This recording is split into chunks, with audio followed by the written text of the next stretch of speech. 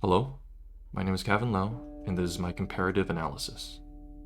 Today, I will be comparing the two games Inscryption and Doki Doki Literature Club, and how they utilize the concept of the magic circle to create horror. Both games are very different, with Inscryption, at least on the surface level, being a roguelike deck builder, and Doki Doki being a cutesy dating sim that transitions into a psychological horror game. However, both games are united through how they establish magic circles only to subvert and expand them. Before we can discuss that, I must first explain what a magic circle is.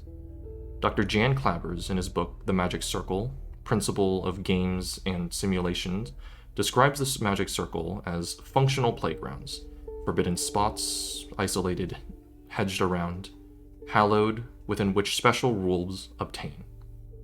All are temporary worlds within the original world, dedicated to the performance of an act apart. In layman's terms, it is a space where all parties have agreed to a set of imaginary rules for the sake of having an enjoyable experience. The way that applies to video games is through the genre and mechanics tied to the game. The way Inscryption utilizes this concept is by first establishing itself as a roguelike deck builder.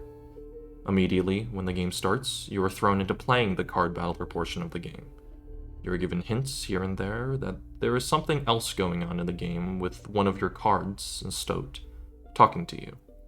But this table is all that you are given as a setting for the game.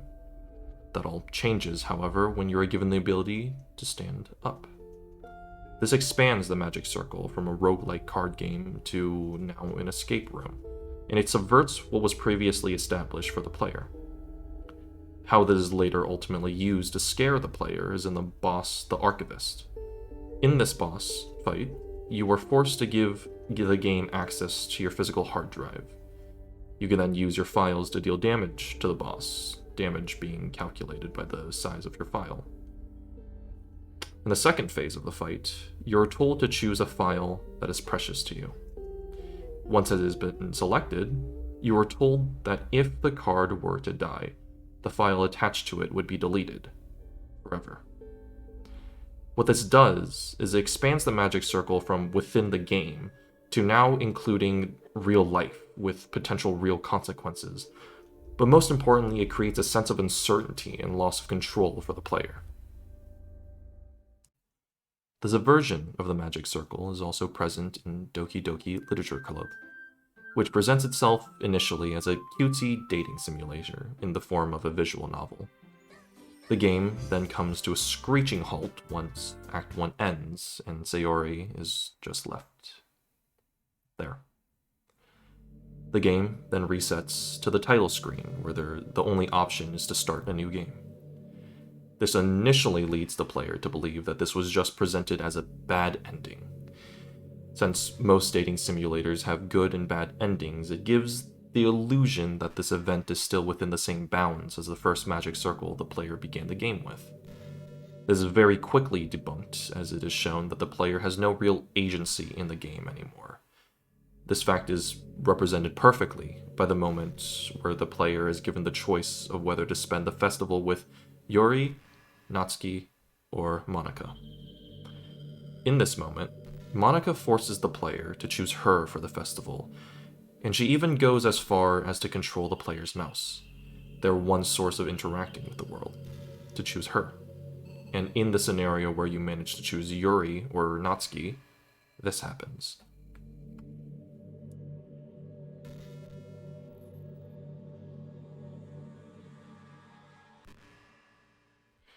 Soon after this, the barrier between game and real life becomes broken, as the magic circle expands to include real life when Monika addresses you, the player. This causes the player to question whether they've had any control over any of the events that they've experienced the entire game.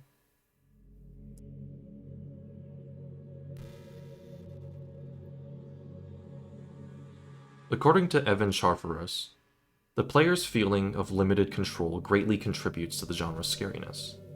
It plays on prevalent fears that all people have, that PhD Elliot Cohen defines as one being continuously in a heightened state of stress, with only brief, unsatisfying intermissions between fear.